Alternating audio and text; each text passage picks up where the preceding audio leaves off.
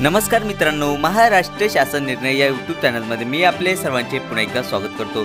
मित्रांनो, गाव पातळीवर अंगणवाडी सेविकाताईंची भूमिका महत्त्वाची, आमदार चिमणराव पाटील।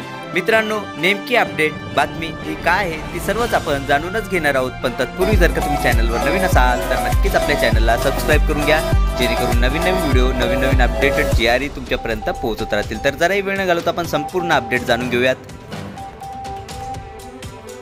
ग्रामीण भागातील विद्यार्थ्यांना पोषण आहार अथवा शैक्षणिक उपक्रमांसाठी अंगणवाडी सेविकांची भूमिका महत्त्वाची असते। त्याचबरोबर विविध योजना ग्रामस्थांना दारापर्यंत पोहोचविण्याचे कार्य अंगणवाडी सेविकाताईंच्या माध्यमातून अत्यंत चोख होते, असे गौरव उद्गार आमदार चिमणराव पाटील यांनी काढले आहे।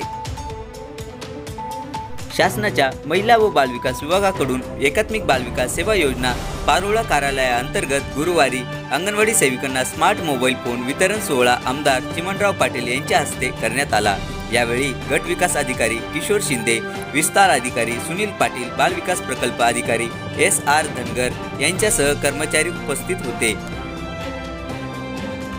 यावेळी आमदार पाटील यांनी बालविकास प्रकल्प अंतर्गत शासनाच्या योजनांची माहिती देत गरजू लाभार्थ्यांना लाभ द्यावा असे आवाहन केले आहे। पारोळा कार्यालयाअंतर्गत एकूण 214 अंगणवाडी केंद्रे आहेत व मुख्य सेविका 5 आहेत। अंगणवाडी कर्मचाऱ्यांच्या मागील काही काळापासून पोषण अभियानाअंतर्गत पोषण ट्रॅकर ॲपमधील नोंदी होत नसल्यामुळे कामकाजावर परिणाम होत होता।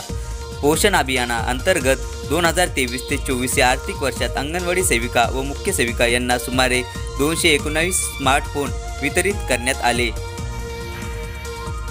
बाल विकास सेवा योजना कनिष्ठ सहाय्यक शीतल सोनवणे यांनी सूत्रसंचालन केले।